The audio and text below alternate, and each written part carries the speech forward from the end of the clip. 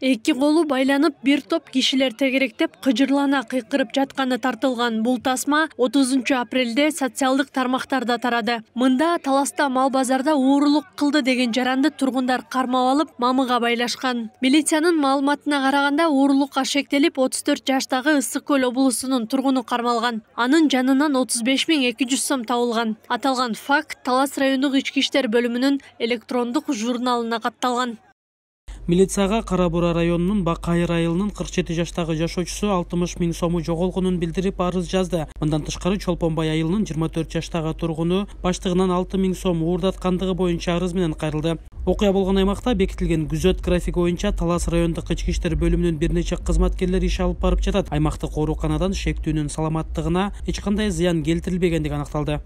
Маалыматка ылайык, бул кылмышка шектүү катары 42 жаштагы шериги дагы кармалган. Алар экөө тең Талас облустук ички иштер башкармалыгынын убактылуу кармоочу жайына киргизилип, тергөө жана иликтөө иштери жүрүп жатат. Окуянын видеосу социалдык тармактарда тарап, коомчулуктун кызуу талкуусуна алынды. Бирөөнүн чогулткан менетин бир заматта эле уурдап алганы жаман нерсе да.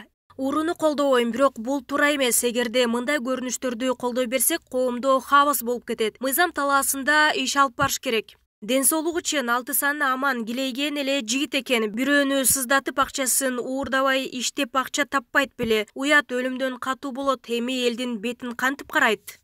Туура соттош керек. А бирок биз эмне деген өлкөдө жашайбыз? Мыйзам деген бар, унутпайлы туугандар. Бардык нерсе мыйзам чегинде болушу керек. Андан аша чапкандык болбойт. Мындай уурулуктарды болтурбой жана алдын алуу чараларын илгерилетип, түшүндүрүү иштерин жапа-тырмак жүргүзүү керектиги коомчулукта белгиленип келет. Аны менен катар мыйзам чегинде жазага тартуу жагындагы күчөтүү зарылдыгы айтылат. Ушу жашынан бардык мектептен баштап бул уурулук дегеле уурулук эмес, бардык зөөкүрлүк, каракчылык бардын бардыгы коомго терс көрүнүш экендерин жеткиликтүү түшүндүрүш керек.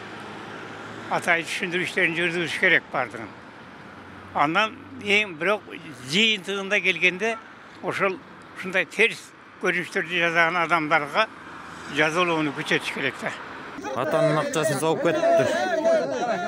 Эске салсак, өткөн жылы дагы ушул сыяктуу окуя Токмоктогу мал базарда катталган. Анда 79 жаштагы карыя 120 000 сомун уурдатып койгон. Карыянын кайгысына кайдыгер карабаган жарандар ошол эле жерден 115 000 сом чогултуп беришкен. Окуянын видеосу социалдык тармактарда тарап, коомчулукта талкуу жараткан.